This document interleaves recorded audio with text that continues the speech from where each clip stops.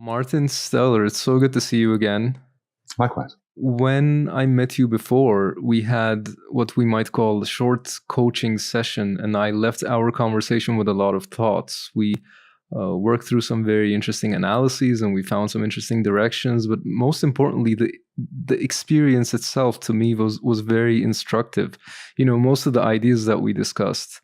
Um, I've read books and seen presentations that talk about the same things, but the experience of talking to you was very compelling. The words that you choose, the way you appear and speak. So if we compare talking to you and reading a book, and if we assume for the sake of the argument that the content and the benefit is exactly the same, I might actually prefer the experience of talking to you. So how do you design and develop a convincing presence and conversational experience like this?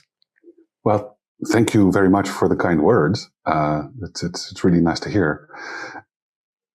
It's a natural form of design, I would say. It's not so much intentional, like it's not a designed thing. It's simply the compound of years of learning and practicing and pulling everything together that I gathered over the years. So the first thing is that for 25 years, I've been a student of psychology, or 30 years, right? It's always been fascinating to me to learn people, to figure out why people do the things they do. The second thing that then gets added in is listening, like really paying attention to somebody. Not just what they're saying, but also to what they're not saying, how their micro expressions, body language, what I can piece together from what they've told me about their history, and an intuitive process of trying to really grasp what the other person is about and what they're dealing with and what they're up against and what life is like for them. It's my favorite question is what is it like to be them? To really try and be as present as I can possibly be in the moment with a person and bring everything that I have to the table to make this as much of a valuable and memorable experience as I can. That's how I quote unquote design the way of talking, of being with people. Are there any particular topics in psychology or people in psychology or resources that really drive this thought? I've read a lot in all kinds of different fields, but the way I see things, I would say that is based on Jungian psychology. And there is an author, a coach, the Shrink for Entrepreneurs, Peter Shellard. And he has written a lot of articles. I've listened to an enormous amount of webinars with him. And he's really been a very big influence in terms of the psychology, where it comes to communication, but also how to show up as an entrepreneur, as a professional, and then related to marketing, sales conversations. He's been one of my big inspirations. So on the topic of sales and marketing, I noticed that these days you concentrate on helping nice people sell, and you have this idea you call ethical sales. What does all of this mean? Like, what is a nice person, for example? It's not so much about the label. It's more how you show up in life and to business and to other people. Why are you in business? What's your purpose? To what end do you risk complete abject failure in trying to run a business? Is it because you just want to make a lot of money? Or is it because you have something that can make a positive change for people and you're willing to bring that to people at the cost of potential failure? If that is the way you show up, you have a really powerful motivator. People like that typically are people who really care about values and integrity and doing right by people. That's, that you can label that nice people, good people.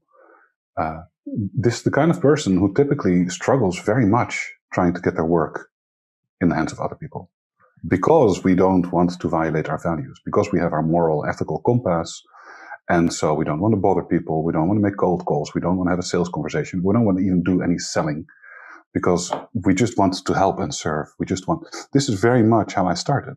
When I started as an entrepreneur, I didn't want to have anything to do with sales because the quality of my work was so good. People should just choose that because of its quality. And I would write blog articles and participate in forums. And that was it. I didn't want to do any business activities.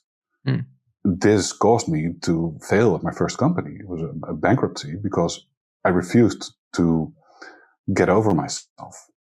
My values were so important to me that I wouldn't do anything to actually help people get the work that I do. So ethical selling, the way I define it, is a way of communicating with people that is based on service, is based on empathy and integrity, with the goal of helping somebody make a decision. And that's the job of the ethical seller, is to facilitate the decision-making process, where it can turn out to be a yes and it can turn out to be a no. And if you really care about the other person and their outcome and their well-being, then you should be okay with a yes or a no. And that's where the nice people actually have an edge over other people. When we have a sales conversation where I actually recognize that it's not the right time or not the right product for you or service, and I direct you to choosing a no, or I help you discover that actually, no, Martin, at this point with you, it's not something that we should be starting. Then I serve you in terms of what is best for you, not my sale, my revenue. No, I want what is best for you. When that happens, and when I can take a no and say, that is awesome, thank you, I'm glad you realized this and made this decision, then the effect is that you won't remember it as something where you've been pressured or manipulated. You'll remember it as a helpful conversation, as a process that brought you clarity and insight, and where you, in full autonomy, made the decision to say no. If I then, a few weeks later, come back and say, hey, how's it going?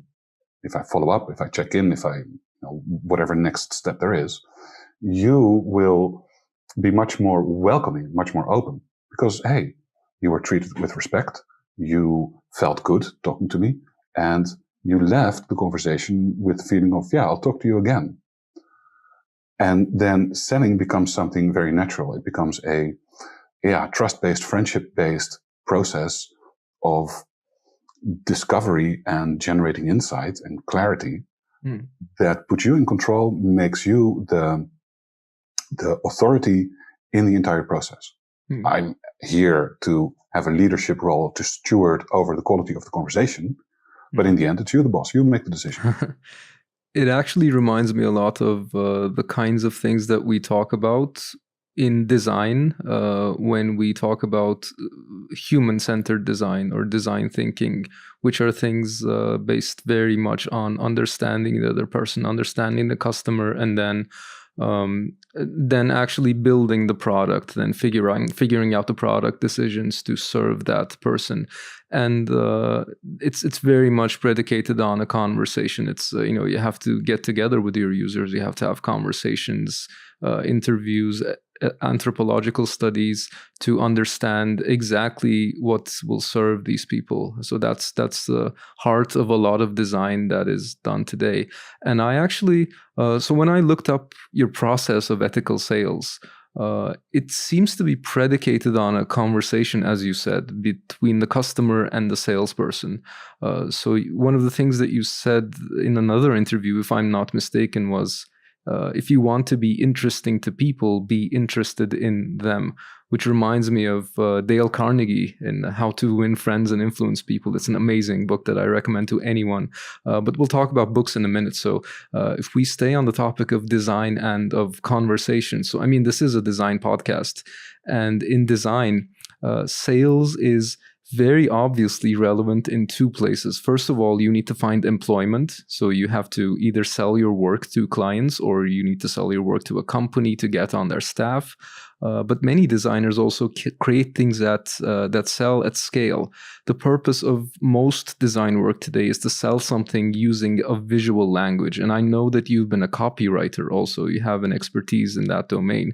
So how do you have a conversation and show interest in the customer if your medium is scalable? So like, can we apply your framework to copywriting or graphic design? The framework for it is, so I have this little model for marketing and sales, which is LEAP. You listen, you explain, you ask, and you profit. Mm-hmm. It starts with listening. That is not just because Dale Carnegie wrote about being interested in people. It's because unless you take the time to research what is important to the other people, what their fears are, their desires, their wishes, their wants, their aspirations, their frustrations, how are you going to be able to present a message or a design or a visual representation or trigger that's going to click with them? So in a sales conversation, you want to ask a lot of questions and really listen intently and try to figure out what the other person is like. If it is more remote, if there's a screen in between, then your research still has to happen. It's just you need to find different ways to do that exploration. So no matter what it is that you are trying to sell or convince somebody of, you always need to take a lot of time to figure out what kind of conversation is going on in somebody's head. So everybody has a conversation in their mind. It's the internal dialogue. Your goal in business is to become part, to be included in that conversation, to join the conversation going on in the other person's head. And there is no other way to do that than to research. Whether you read piles of marketing reports and studies, or you have customer interviews, or you use surveys, there's all kinds of ways that you can show up to the existing information and data, drink that in, and start to learn the other person.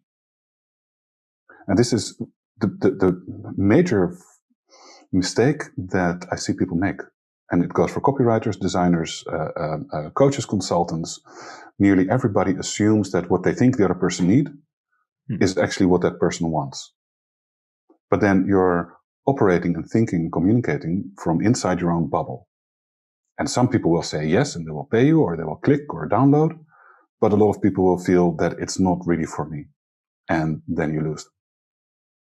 So research, study people, become a fascinated, deeply curious learner of others, become an anthropologist, a perpetual study into what life is like for the other.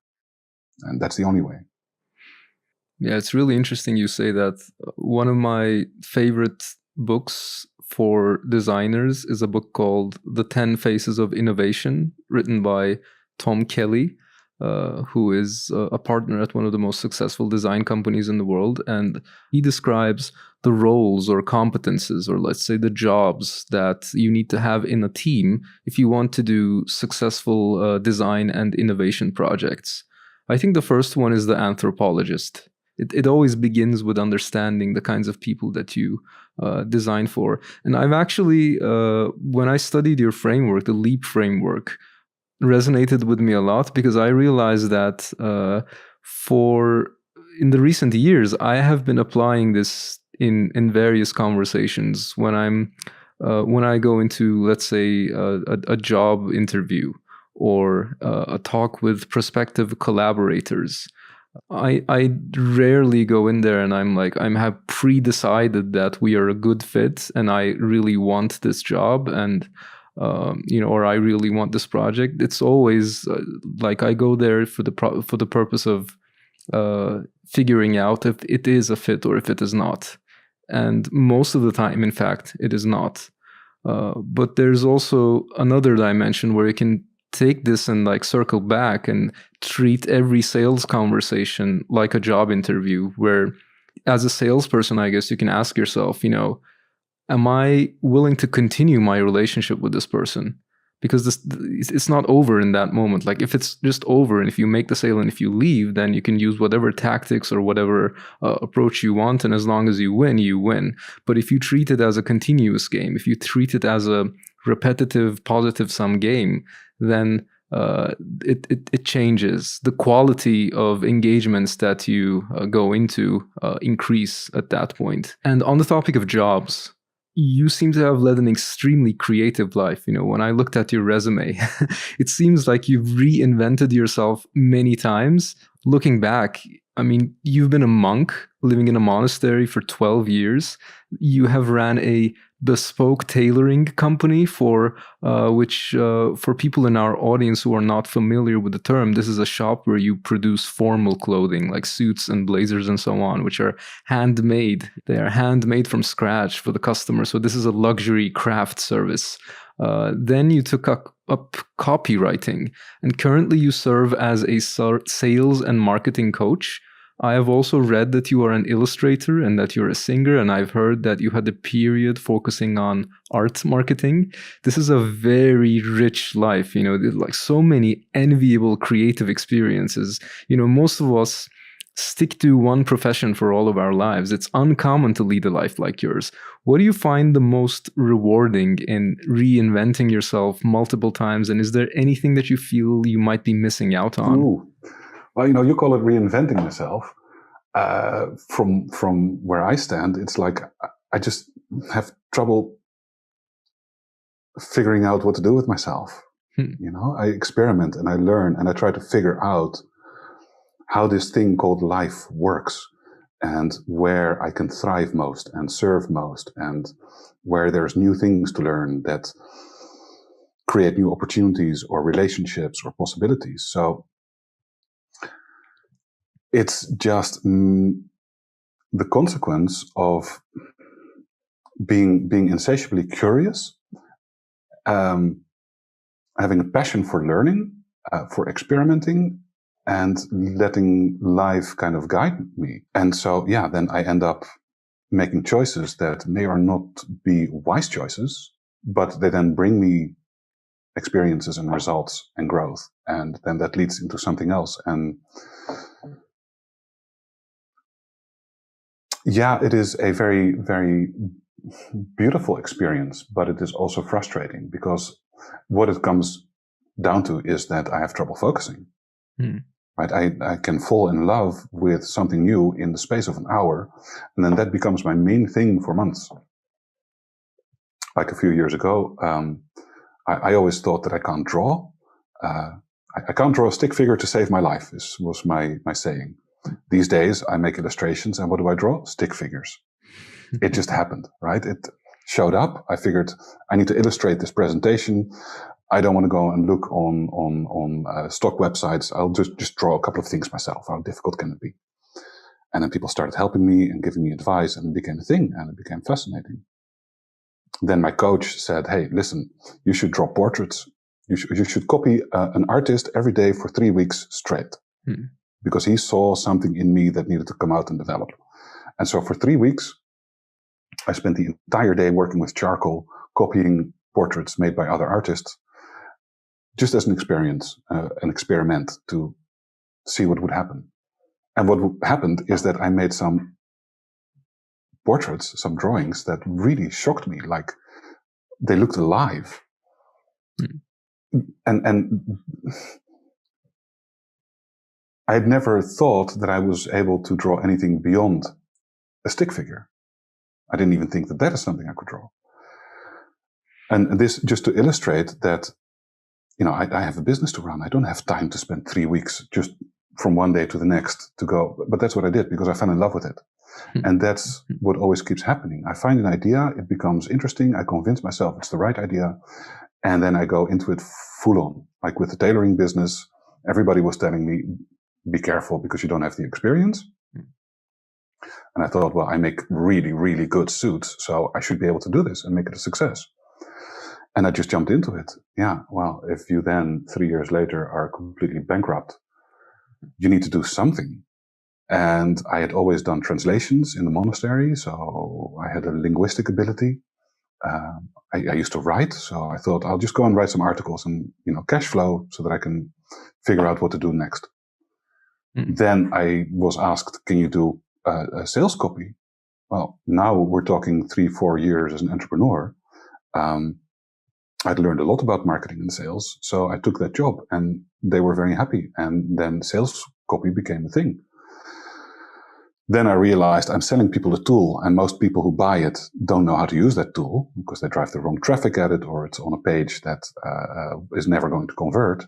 So I should start teaching people how to actually do their marketing better. So I transitioned from copywriting into education, did that for a while. And then I thought, artists need help. Oh boy, is that a niche that really needs to learn how to market and sell. So I worked with artists for a while. Well, I actually spent the last few years trying to figure out who I'm for, like who is actually the sort of person that I want to work with.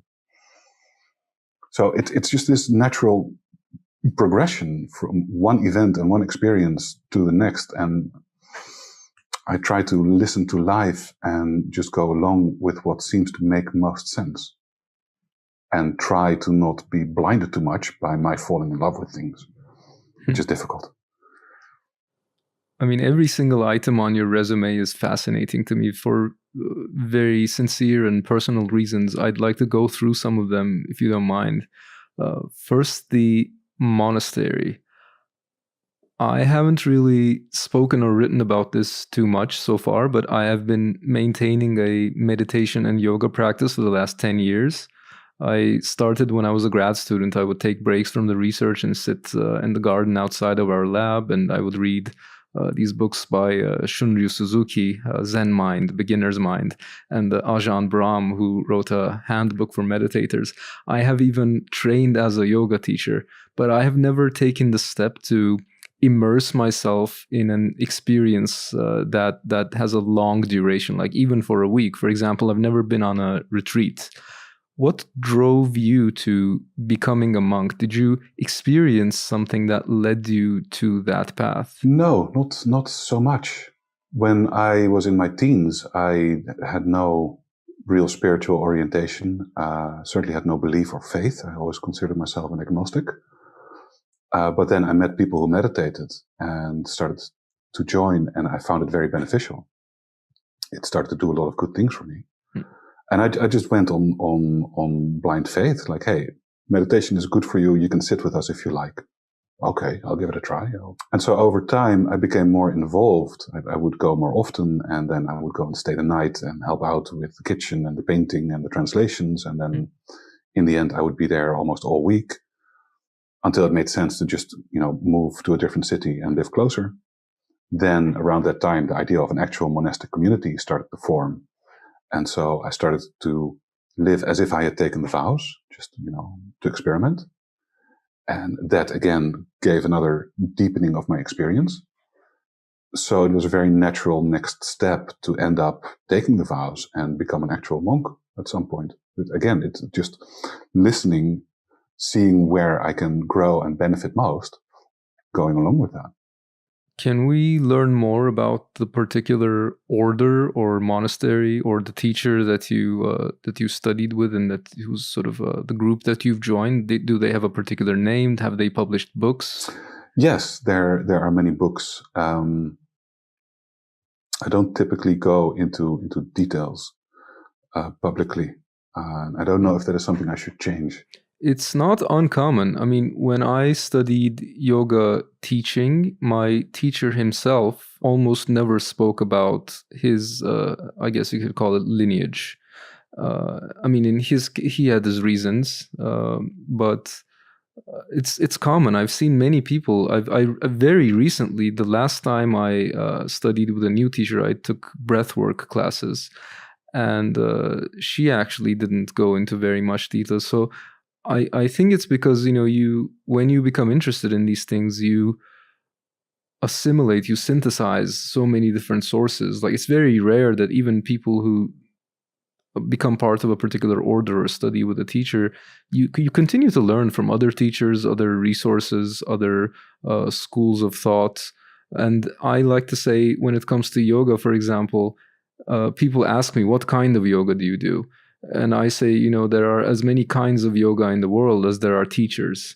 So every class I go to, or every time, I have my own sort of even brand when I practice by myself. So it's hard to give names and to delineate schools of thought when it comes to these things. And that's actually not the way that, I guess you could call it, Eastern schools of thought, or these philosophical schools. That's not the way they work. It's not like Western science, where your citation graph is very clear, and it's very clear where every idea is coming from, and whose lab, and which experiment, and which study, and so on.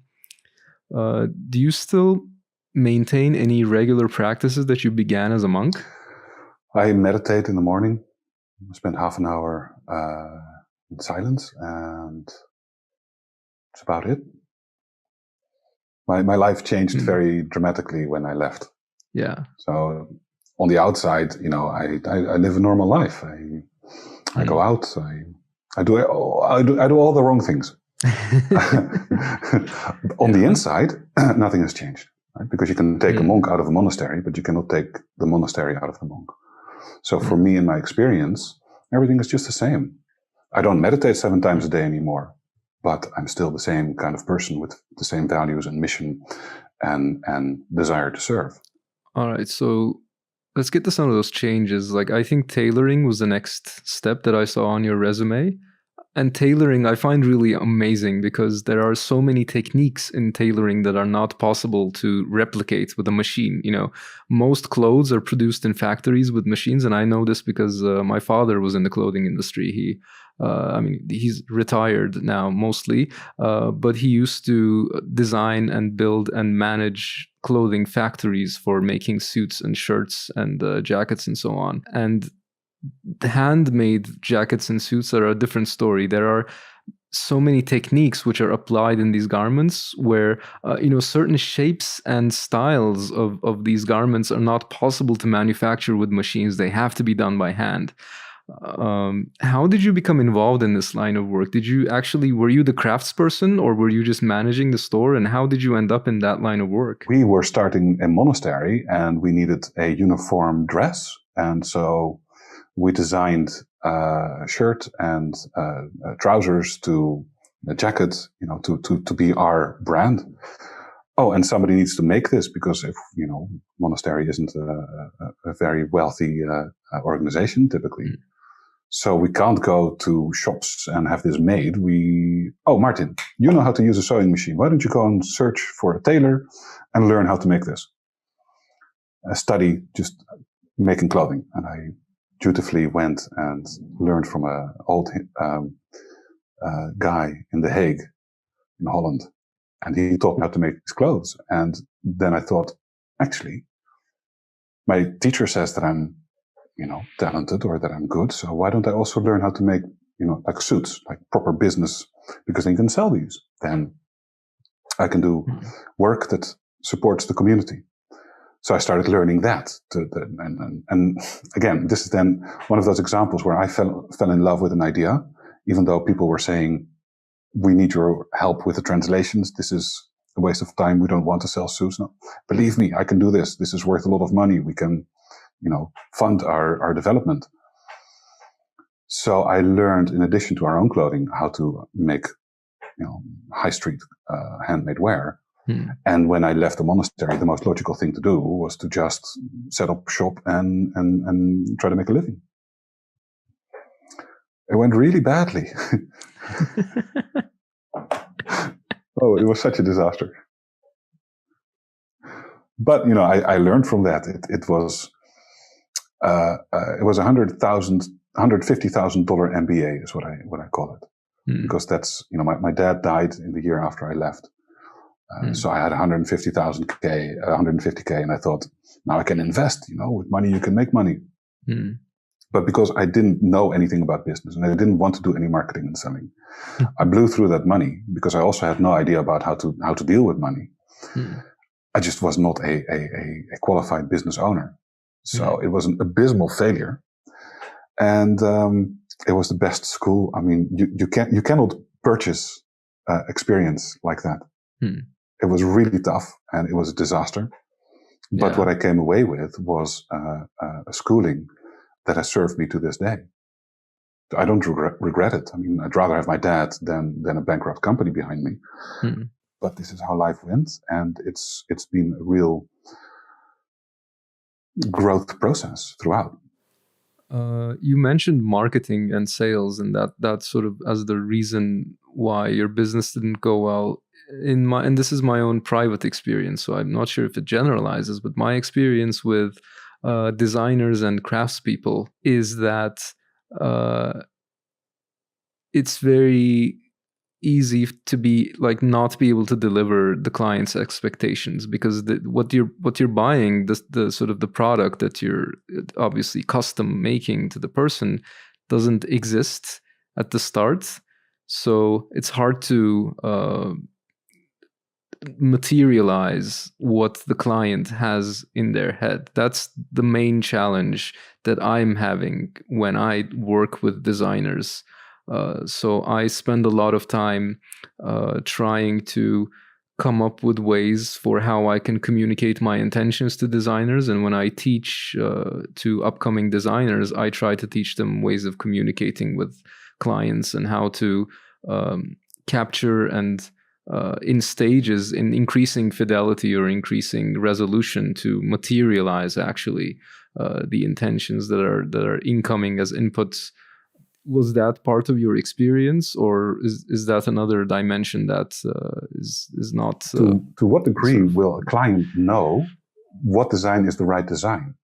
What can we define now as an outcome that once it's ready, you'll sign off on? That is a very difficult thing to do.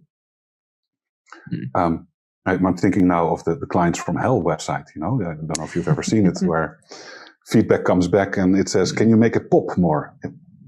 What even are you asking for? Yeah, right? yeah. So, I've seen it firsthand, and I've also given some of that firsthand. I mean, what kind of things? What do you say when somebody comes back with? Why do they come back and say something like that? Well, first of all, possibly because you shouldn't have taken on that client to begin with. Yeah, that's somebody who ends up asking something like that can be identified at the start. And somebody who asks, "Can you make it pop?" doesn't sound to me like a client that you can ever satisfy. So that's somebody that you want to be able to identify and filter out right at the start. And there's ways to do that. Right? You can ask specific questions that help you understand if this is quality client material or not. And if it's not, you shouldn't want to work with that person. Then you end up with quality clients. Okay, now you need to figure out what exactly it is that they want. So when a client comes to you and they tell you that, whether it's a website or a logo, I don't know how you work and what you do, but what is that person actually buying? I'm hiring a designer. Can I talk to Mehmet? Okay. What is Mehmet's client buying? That's a good question. That's the question that when the topic of sales and marketing and business comes up in design circles, so in the business of design, which is mostly service kind of business as opposed to product business, and it's like mostly a landscape of smaller companies, agencies, and such. This is usually the crux of the conversation. Like, what actually are you selling to these people, and how do you communicate it?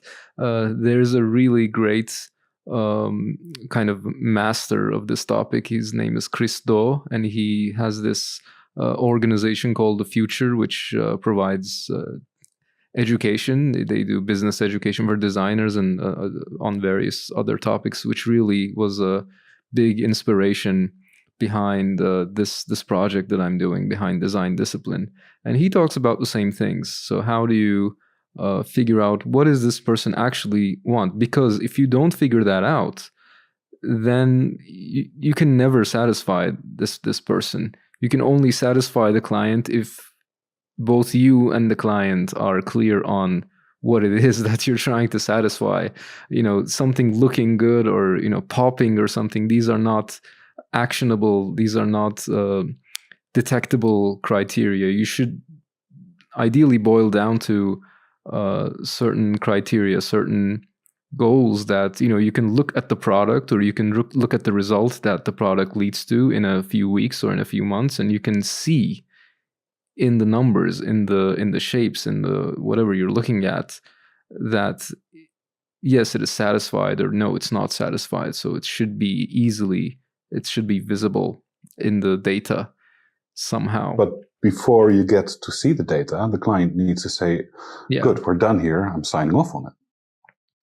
Yeah. Right. So because it is so non-measurable, and because very often a client will want something that is against their best interest, that's the same thing with copywriting. Very often a client will say, I don't really like it. That doesn't really matter. Does the ideal reader, the person that you want to connect with, do they like it? Will it click with them? Because what you like might be completely different from what your idea. So if I'm going to turn the copy around and turn it into something that you like, I might have just killed the entire project. No sales, no sign-ups. So subjective being pleased of the client, the satisfaction, is not necessarily a good criterion for saying it's ready and it's right. I see a real challenge there for designers in how you have this conversation. And so you go back to the question, what is somebody really buying, right? Now you said the crux is always, what are we selling people? But that is not the question. What you're selling is different from what people are buying. Now, what does somebody ultimately achieve when they buy something? Steve Jobs said people don't buy a product, they buy a different version of themselves. And that's where you find the solution. Right? So everything that we do is a way of signaling to other people who we are, what we care about, what we stand for, what we would stand against. And that stems from how we see ourselves. I am the ethical selling coach, and I stand for that, and I will help people who deserve to do well so that they get to serve better. That's Martin's identity. Wonderful. See, anytime that you do something, including everything that you purchase, says something about how you see yourself in the world and how you see yourself relating to the world. And when somebody makes a significant decision, buying a phone case is a trivial decision and a trivial identity consequence. But if you buy a new website design, for example, that is a much more weighty choice to make. And so when somebody spends 5,000, 15,000 on a big design package, what does that say about them? What kind of different self-view do they purchase when they give you that money? And that's where you have to start. And when you have your sales conversations with people, you want to figure out not just what is the concrete visual effect generating deliverable that they're purchasing, but also what change in self-view that signifies for them.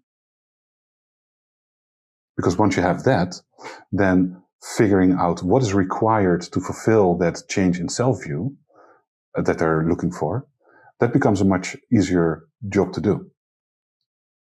So now we're really looking at the deeper working of psychology and how somebody sees themselves relating to the outside world, and how they see themselves, what story they tell themselves about themselves, and their role in the world and their relationships.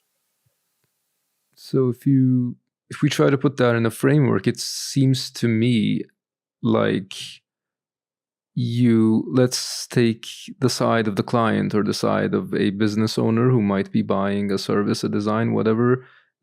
One of the considerations is that what result is this going to generate for the business? Another consideration is what result is going to generate, is this project going to generate in terms of your self-view as the person who's responsible for executing this or for running this business? And if you can align those things, you win. And as the other side, as the supplier of services or designs or coaching or whatever, if you can align those same things on your side with the considerations on your client's side, then everyone wins. It's an interesting framework. And it doesn't have to be that difficult. People get themselves all um, worked up and bent out of shape, trying to figure out how to converse with a client in such a way that it ask questions, be interested. Do you have any experiences in terms of identifying in a client or in a prospective customer, a customer whose self goals and business goals are aligned versus not aligned? Well, the first thing that comes to mind is my business partner. I'm starting an agency with a friend, and I had to. So he's never been an entrepreneur. He's a lifelong employee, and because of last year's situation, his office was closed. He runs a co-working space, and suddenly he was at home and bored. And I said, Antonio, this is the time. We've been talking about this for years. Let's do this. Let's start something together. For him, that's a big choice, a big step, because it requires all kinds of decisions and habits and actions that he's not used to. Right? To be a self-sustaining production machine. Hey, if you've always been an employee, then where are you going to find that if you don't have the entrepreneurial spark? So I had to find a way to have him want to step in to the role, the identity, the partnership, the collaboration. And in his case, it was very simply that, well, he used to be a finance man. He used to be a stock trader. He left that behind years ago. These days, he just really would like to spend time with nice people and help them and share from his knowledge. So for Antonio, it was a matter of developing activities and attitudes that enable him to just be more generous and helpful with people. That's a very good example. Our time seems to be coming up, and before we hit the end of our scheduled time, there are some quick fire questions that I'd like to ask you, because I like to ask them to all of my guests. What are some books that you recommend the most to people that you work with? For negotiation, try Never Split the Difference by Chris Voss. Oh, I love him. That's a really good book. He is so good, yeah. For pitching, Oren Klaff, Pitch Anything. Yeah. Totally different attitude, though, like from yours, I would say. Because I've read that book. Yeah, very different. Yeah. But his way of looking at the process and composing messaging that works for people is very useful. Yeah. So I'm not endorsing anybody's views or politics or anything. I'm just saying that he says things that you can learn from. For psychology, especially for the psychology of dealing with costly sales, like high-ticket sales, Jeffrey Miller, and the book is called Spend, Sex, Consumerism, and Evolutionary Biology, or something like that. Jeffrey Miller, Spend, and then the subtitle, I'm not quite sure. Interesting. And he really dives deep into why, on a very fundamentally psychological level, we are motivated to do things. So these are three that I think.